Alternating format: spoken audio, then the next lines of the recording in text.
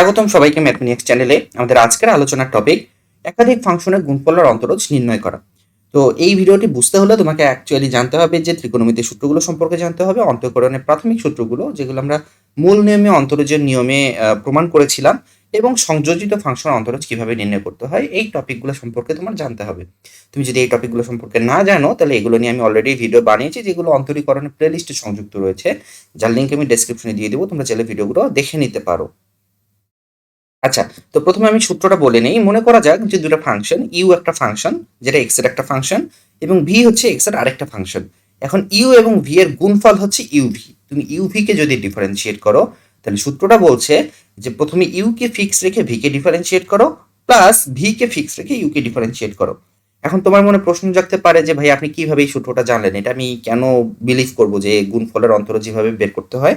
So এটা জানতে গেলে তোমাকে আসলে সূত্রের প্রমাণটা দেখতে হবে। সেই সূত্রের প্রমাণটাও আমি দেখিয়ে দেব এই ভিডিওর শেষে। শেষে কেন দেখাচ্ছি? কারণ অনেকেই আসলে সূত্রের প্রমাণ পছন্দ করে না। সো আমি প্রথমে কিছু এক্সাম্পল দেখাবো এবং পরবর্তীতে আমি সূত্রটার প্রমাণ তোমাদেরকে করে দেখাবো। তো আমার প্রথম এক্সাম্পল হচ্ছে e to the power x sine x, এটার অন্তরজ নির্ণয় করা। মনে করা যাক যে y সমান সমান e to the power x sine x. এখানে e to the power x একটা ফাংশন, যেটা এক্স এর একটা ফাংশন, এবং সাইন এক্স হচ্ছে আরেকটা ফাংশন, এবং দুইটা ফাংশনের গুণফল আছে। গুণফল হলে আমি কি করব? প্রথমে এই সূত্র অনুযায়ী প্রথমে আমি কি করব, e to the power x কে ফিক্স রেখে সাইন এক্স কে ডিফারেন্সিয়েট করব। তারপর আমি সাইন এক্স কে ফিক্স রেখে e to the power x কে ডিফারেন্সিয়েট করব, এবং ফাইনালি এদেরকে যোগ করে দিব।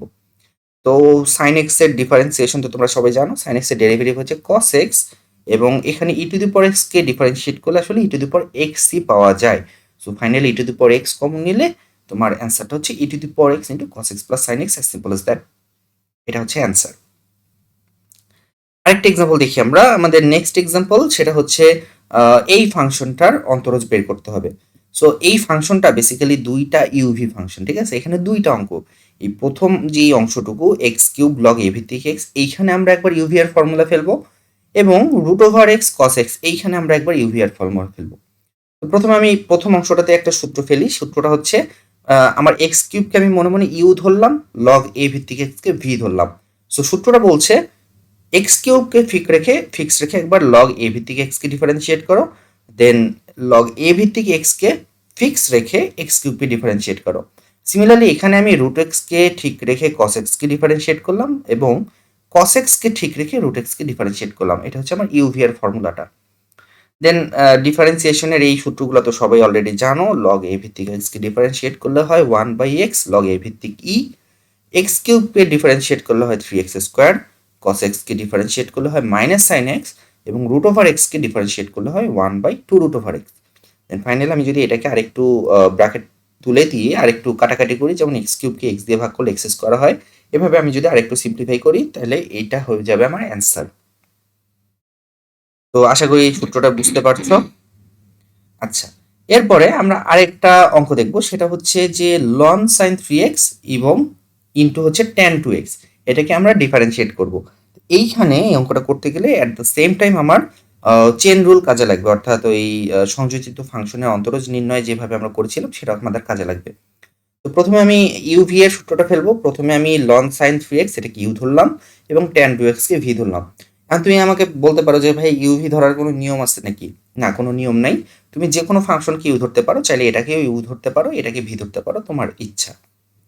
তো সূত্র বলছে যে লন সাইন 3x কে ঠিক রেখে ট্যান 2x কে একবার ডিফারেন্সিয়েট করো, প্লাস ট্যান 2x কে ঠিক রেখে লন সাইন 3x কে ডিফারেন্সিয়েট করো। ওকে, সো আমরা ইউভি এর ফর্মুলাটা ফেললাম। এখন ডিফারেন্সিয়েট করতে যে আমরা দেখছি যে ট্যান 2x, এটাকে তো সরাসরি ডিফারেন্সিয়েট করা যায় না, এটা তো সংযোজিত ফাংশনের কনসেপ্ট, অর্থাৎ চেইন রুল আমার জানতে হবে।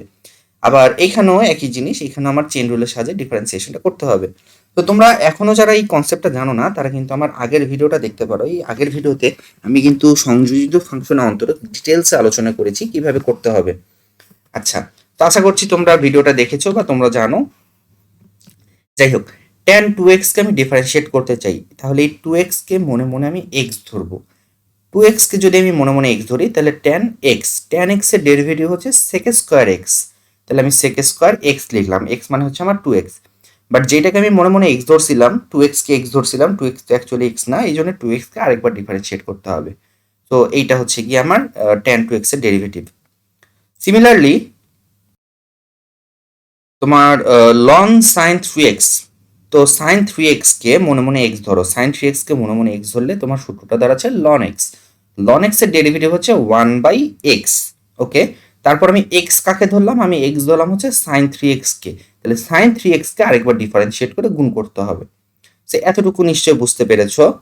ওকে, তারপরে দেখো 2x, এখানে 2x কে যদি আমি ডিফারেন্সিয়েট করি এখান থেকে সিম্পলি একটা 2 বের হয়ে আসবে, সেই 2টাকে আমি এখানে সামনে লিখেছি। সিমিলারলি এখানে সাইন 3x, সাইন 3x কে তুমি যদি ডিফারেন্সিয়েট করো, আশা করছি সাইন 3x এর ডিফারেন্সিয়েশনটা সবাই পারবা, আগের ভিডিওতে আমি অনেকবার এটা করে দেখিয়েছি। সাইন 3x কে ডিফারেন্সিয়েট করলে অ্যাকচুয়ালি 3 cos 3x হয়, তাহলে 3 আর এই যে cos 3x হয়।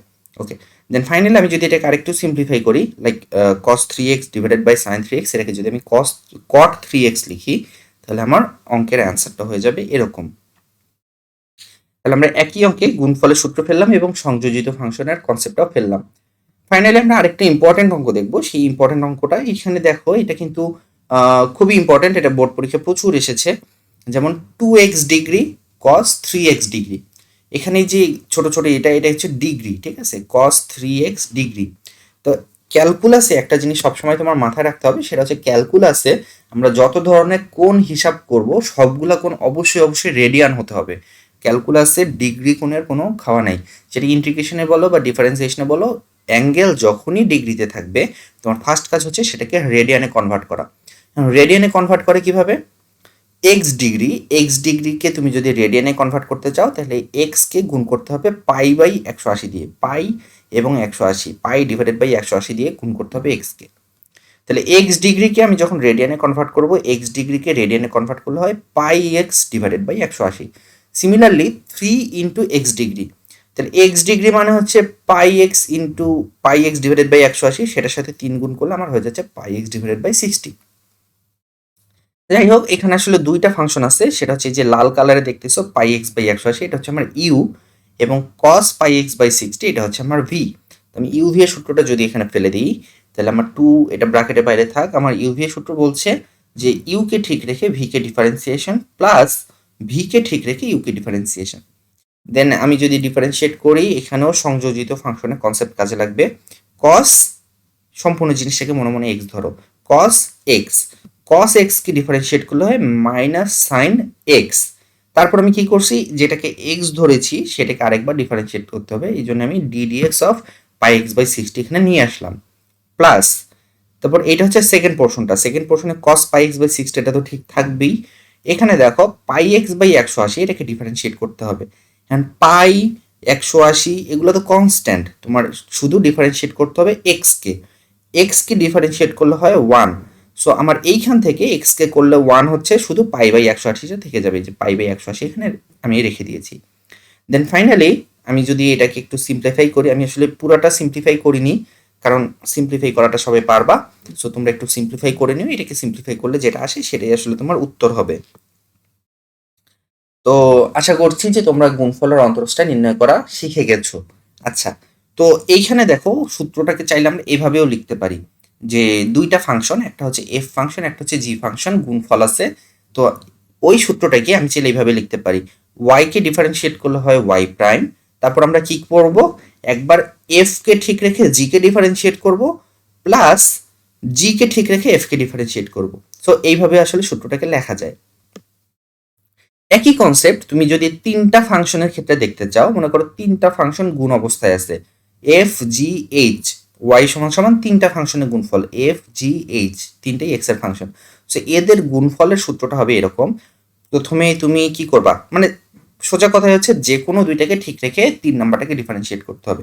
তো আমি এফ কে ডিফারেন্সিয়েট করেছি, জি এবং এইচ কে ঠিক রেখেছি। দ্বিতীয় ক্ষেত্রে আমরা এফ এবং এইচ কে ঠিক রেখে জি কে ডিফারেন্সিয়েট করেছি, এবং তৃতীয় ক্ষেত্রে আমরা এফ এবং জি কে ঠিক রেখে এইচ কে ডিফারেন্সিয়েট করেছি। তিনটার ক্ষেত্রে এইভাবে লেখা যায়, চারটার ক্ষেত্রেও তুমি চাইলে এইভাবে ঠিক রাখতে পারো, ঠিক আছে, 4টা 5টা 10টা যাই বলো না কেন, যতগুলো ফাংশন থাক গুণ অবস্থার ক্ষেত্রে, গুণফলের ক্ষেত্রে এই প্যাটার্নটা তুমি যদি ফলো করো তাহলে কিন্তু খুব ইজিলি ডেরিভেটিভ বের করতে পারবা। আমরা একটা এক্সাম্পল দেখবো যেখানে তিনটা ফাংশন গুণ অবস্থায় আছে, e⁴x, sin x, cos x, তিনটা ফাংশনের গুণফল। আমি এখানে বলে রাখি যে তুমি কিন্তু আসলে sin x cos x এটাকে এখানে সামনে একটা হাফ নিয়ে এসে 2 sin x cos x সূত্র দিয়েও কিন্তু করতে পারতাম, মানে আসলে অনেকভাবে অঙ্কগুলো করা যায়।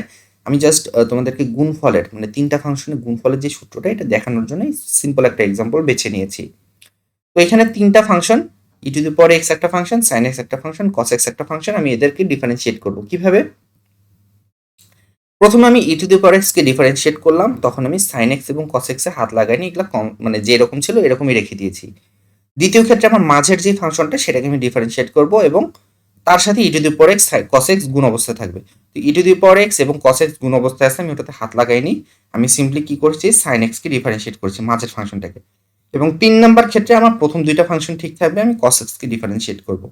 সো এইভাবে আমরা যদি করি ডিফারেন্সিয়েশন সবাই পারো, e⁻x কে ডিফারেন্সিয়েট করলে e⁻x হয়, এখানে sin x কে করলে তো তোমার কি হবে, sin x কে করলে আসলে cos x হবে, সেই cos x এর সাথে এই cos x গুণ হয়ে cos স্কয়ার x হয়ে গিয়েছে। আর এই cos x কে ডিফারেন্সিয়েট করলে আসলে মাইনাস sin x হয়, সেই মাইনাসটা সামনে আসছে, আর sin x আর sin x গুণ হয়ে sin স্কয়ার x হয়ে গিয়েছে। তো আশা করছি 3টা ফাংশন 4টা ফাংশন যতগুলা ফাংশনই থাক না কেন গুণফলের অন্তরজটা তোমরা নির্ণয় করতে পারবা। আচ্ছা, তো এক্সাম্পল অনেক দেখলাম, এখন আমরা একটু সূত্রের প্রমাণটা সম্পর্কে আলোচনা করব। যারা সূত্রের প্রমাণ দেখতে চাও না তারা চাইলে স্কিপ করতে পারো এই অংশটুকু, বাট আমি সাজেস্ট করব যে একটা সূত্র আসলে তুমি যদি সূত্র যদি অ্যাপ্লাই করো তাহলে সেই সূত্রটা প্রমাণ তোমার জানা উচিত। আচ্ছা, তাহলে চলো দেখা যাক যে গুণফলের ক্ষেত্রে সূত্রটা কিভাবে আসে। মনে করা যাক ইউ একটা ফাংশন, ভি একটা ফাংশন, ঠিক আছে? তো এখন আমরা জানি যে যেহেতু ইউ হচ্ছে এক্স এর একটা ফাংশন, তুমি যদি এক্স কে সামান্য একটু পরিবর্তন করো তাহলে কিন্তু ইউতেও পরিবর্তন আসবে। ধরা যাক যে এক্স কে তুমি ডেল এক্স পরিমাণ পরিবর্তন করেছো, সো ইউ এর ভ্যালুটা পরিবর্তন হয়ে ডেল ইউ পরিমাণ পরিবর্তিত হয়েছে। সিমিলারলি ভি এর ক্ষেত্রে তুমি যদি এক্স এর ভ্যালু চেঞ্জ করো তাহলে তো ভি এর ভ্যালু পরিবর্তন হবে, সেলফ এক্সপ্লেনেটরি, এটা তো আসলে আর বলার অপেক্ষা রাখে না। আচ্ছা, সো আমাদের টার্গেট হচ্ছে বা আমাদের জীবনের লক্ষ্য হচ্ছে এই যে ইউভি দুইটা ফাংশন গুণ অবস্থায় আছে, গুণফলটার অন্তরজ নির্ণয় করা।